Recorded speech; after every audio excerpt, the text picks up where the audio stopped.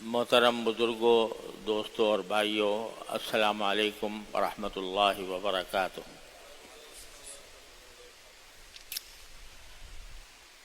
اللہ جل جلالہ کا فضل و کرم ہے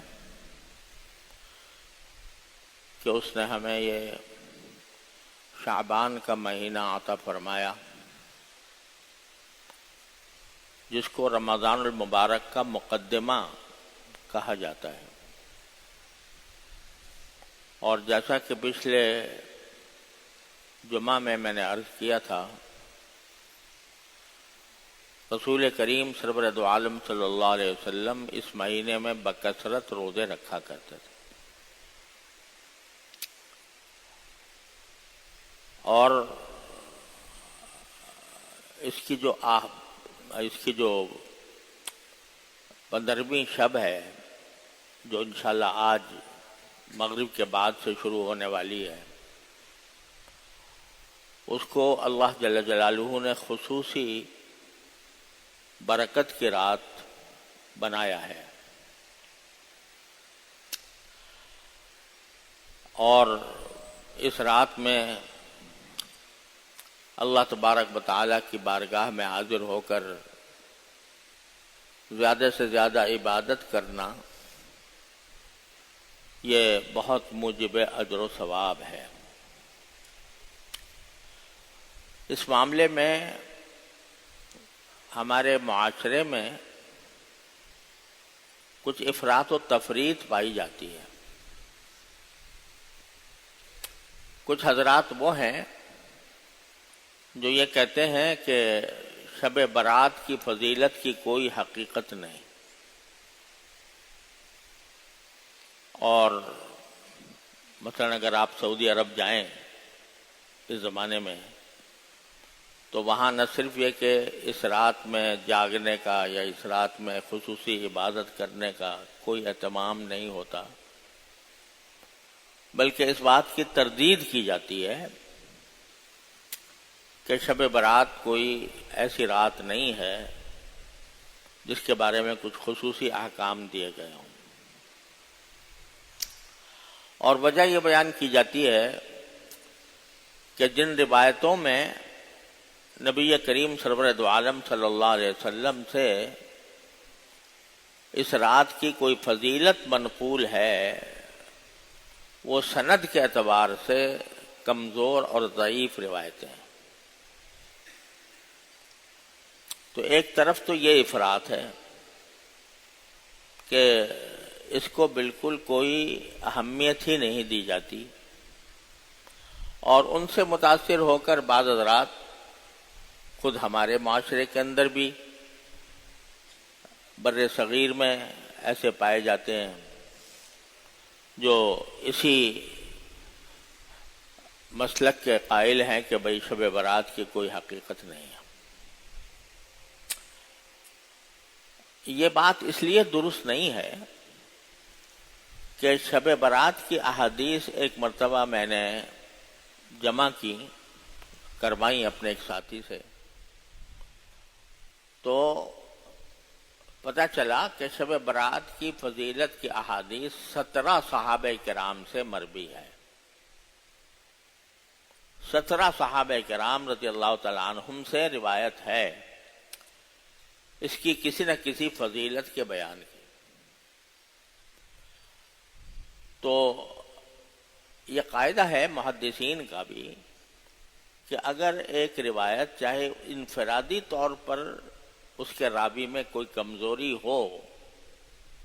لیکن وہ اتنے مختلف طریقوں سے اور اتنے مختلف صحابہ کرام سے مروی ہو کہ ان کے بارے میں یہ سمجھنا کہ یہ سب نے گھڑ کے بنا دی ہے، یہ محدثین کے نزدیک بھی صحیح طرز عمل نہیں ہے۔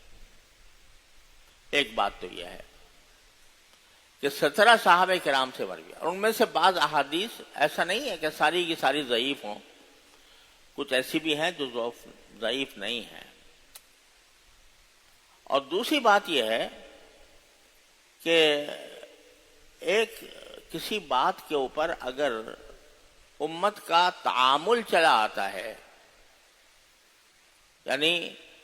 صحابہ و تابعین کے دور سے لوگ اس کو اہمیت دیتے رہے ہوں اور اس پر عمل کرتے آئے ہوں، تو محض اس وجہ سے کہ بھئی اس کی سند ضعیف ہے اس کو رد نہیں کیا جا سکتا۔ اس لیے یہ بات تو غلط ہے کہ شب برات کی کوئی فضیلت نہیں، کوئی اہمیت نہیں، یہ بات تو درست نہیں ہے۔ البتہ لوگوں نے اس کے اندر کچھ اپنی طرف سے چیزوں کا اضافہ کر دیا۔ حقیقت تو صرف اتنی تھی کہ اس رات میں چونکہ اللہ تبارک و تعالی کی خصوصی رحمتیں متوجہ ہوتی ہیں، لہذا بندہ ان میں اللہ تعالیٰ کی طرف زیادہ سے زیادہ رجوع کرے، نفلیں پڑھے، تلاوت کرے، ذکر کرے، تسبیحات کرے،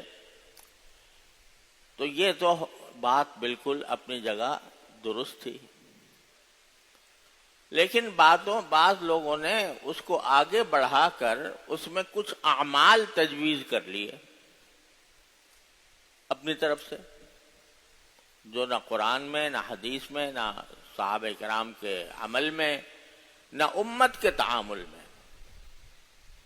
ایسی چیزیں اپنی طرف سے بڑھا لی۔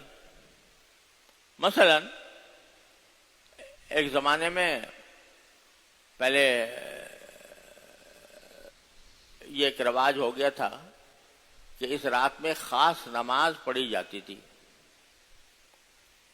اس کا خاص طریقہ تھا، اس کی خاص رکعتیں تھیں، اور یہ کہا جاتا تھا کہ بھئی اس قسم کی نماز پڑھنی چاہیے شب برات کے اندر۔ کوئی خاص نماز اپنی طرف سے بنا کر شب برات کا اس کو لازمہ یا خاصہ قرار دے دیا گیا تھا۔ حالانکہ جیسا میں نے ابھی عرض کیا 17 احادیث ہیں شب برات کی فضیلت میں، ان میں سے کہیں بھی کسی بھی حدیث میں کسی نماز کا کوئی خاص طریقہ تجویز نہیں کیا گیا کہ بھئی اس خاص طریقے سے نماز پڑھا کرو۔ تو یہ ایک بدعت پیدا ہو گئی۔ بدعت کس کو کہتے ہیں؟ بدعت کے معنی یہ ہے کہ ایک چیز جو نہ قرآن نے حکم دیا، نہ رسول کریم صلی اللہ علیہ وسلم نے حکم دیا، نہ آپ نے اس پر عمل فرمایا، نہ صحابہ کرام نے اس پر عمل فرمایا، اور اس کو یہ سمجھے کہ یہ بھی ایک دین کا حصہ ہے، دین کا حصہ بنا کر اس کو دین میں شامل کر دیا، اس کا نام ہے بدعت۔ تو یہ جو خاص طرح کی نماز بنائی گئی یہ من گھڑت تھی، خود اپنی طرف سے بنا لی گئی تھی، اس کا کوئی ثبوت نہیں تھا۔ اور نماز بھی کہ جو نماز جو باعث اجر و فضیلت ہوتی ہے وہ ہے جو عام قاعدوں اور اصولوں کے مطابق ہو، کہ بھئی اس میں مثلا 4 رکعتیں ہوتی ہیں تو 2 رکعتوں کے بعد بیچ میں بیٹھا جائے، پھر تیسری رکعت اور چوتھی رکعت بعد میں ادا کی جائے۔ رات کی نماز میں رسول کریم صلی اللہ علیہ وسلم سے جو زیادہ واضح طور پر بات منقول ہے وہ یہ کہ 2 رکعتیں کر کے پڑھی جائیں۔ کوئی 4 پڑھ لے تو کوئی حرج بھی نہیں ہے، ناجائز بھی نہیں ہے، لیکن سنت یہ ہے کہ 2 رکعتیں کر کے پڑھے۔ اب اس نماز میں ایک لمبا سلسلہ قائم کر دیا گیا تھا، اور اس میں خاص صورتیں متعین کر دی گئی تھیں کہ بھئی فلاں رکعت میں یہ صورت پڑھو، فلاں رکعت میں یہ صورت پڑھو، وغیرہ وغیرہ۔ تو یہ سب اپنی طرف سے دین میں اضافہ کر دیا گیا، اسی کا نام بدعت ہے۔ تو ایک تو یہ بالکل لغو بات ہے اور اس کا کوئی ثبوت نہیں ہے۔ الحمدللہ اب ہمارے معاشرے میں اس کا رواج نہیں رہا، لیکن ماضی میں فقہاء کرام نے اس کا ذکر کیا ہے اور اس کی تردید بھی کی ہے۔